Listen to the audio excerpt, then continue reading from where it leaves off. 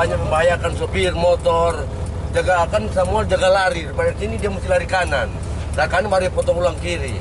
Itu kan bikin membahayakan sopir atau kendaraan lain. Gitu. Ya saya ini kan baru, orang belum lama di jalan rusak ini. Jadi pemerintah barangkali belum baru bongkar, orang belum dapat perbaiki. Gitu.